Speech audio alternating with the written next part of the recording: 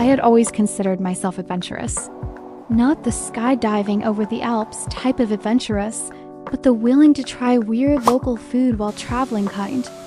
So, when I arrived in Manila, my excitement was at an all-time high. The city buzzed with energy, the sound of jeepneys honking, street vendors shouting their wares, and the unmistakable scent of sizzling street food wafting through the air.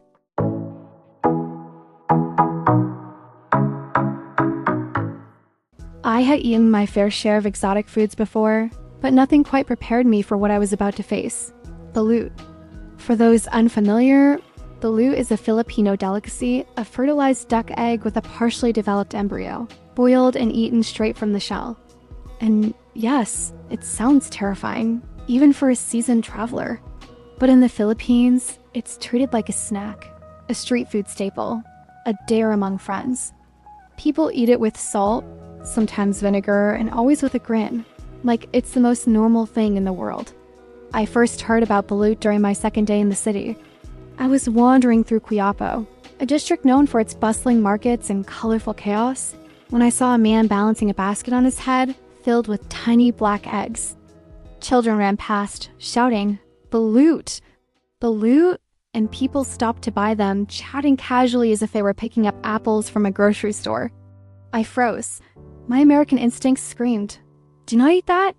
But my inner curiosity and the part of me that had promised herself she would fully immerse in Filipino culture nudged me forward.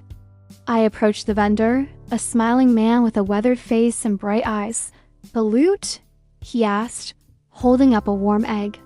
"Yes," I said, trying to sound confident, though my stomach churned a little. I want to try." He laughed, a deep, hearty laugh that made me feel slightly less terrified. "You're a brave American lady." Not many foreigners try balut on their first week. I smiled nervously.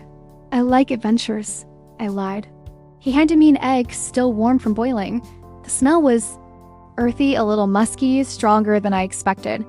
I held it in my hand, turning it slowly, examining it as if I were holding a fragile artifact rather than a street snack. My brain argued, "Abort mission, get out now." But the adrenaline and curiosity pushed me forward. "Tip, crack the top, sip the broth first," the vendor instructed, demonstrating by biting a small piece of the eggshell and sipping the liquid inside. "Then eat the rest. You put a little salt if you want. That is how we eat balut." I followed his instructions. The moment I sipped the warm liquid, a surprising taste of rich, savory broth hit my tongue. Not bad. My heart still raced, but I could handle that.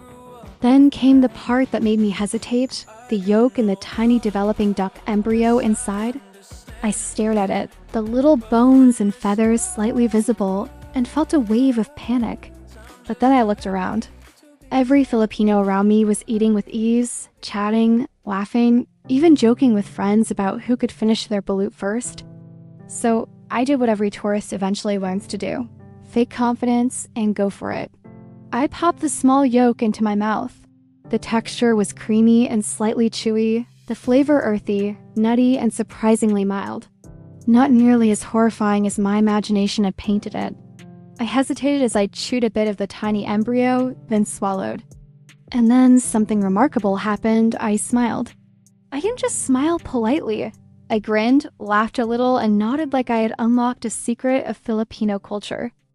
I learned quickly that eating balut is as much about the experience as the food itself.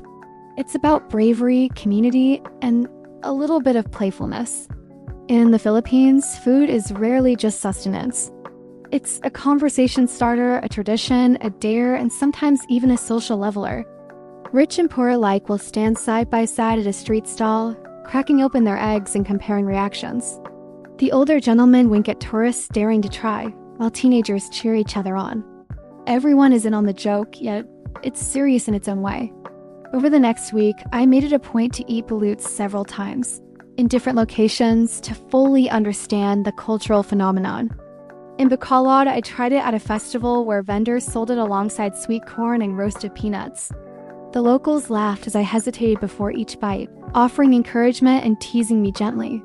In Cebu, I found a small street stall near a basketball court where kids and adults alike shared jokes over their eggs.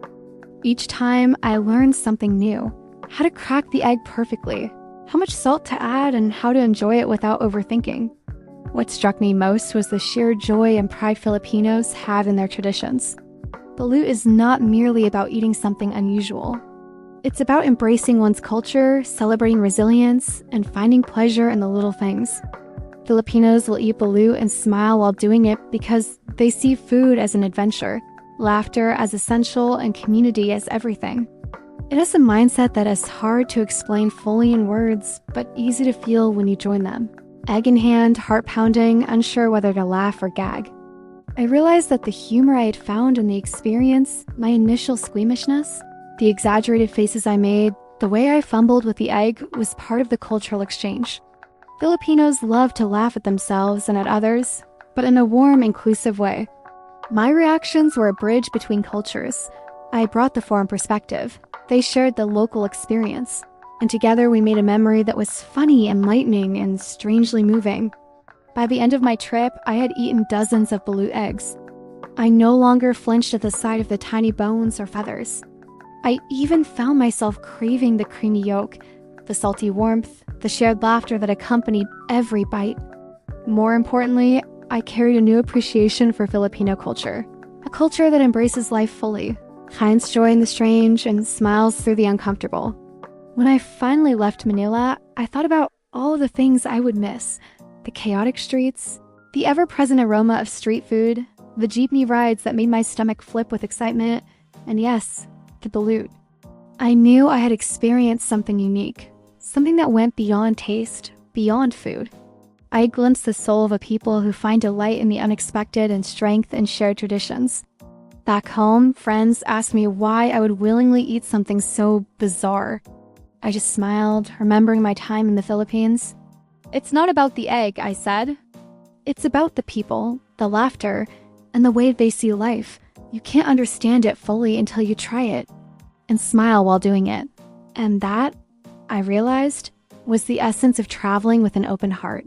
Sometimes you have to eat the weird stuff, embrace the unknown, and let yourself be transformed by the experience. Because if Filipinos could eat balut and smile, then maybe the world could face its challenges with a little more courage, a little more laughter, and a lot more appreciation for the strange and wonderful things that make life worth living.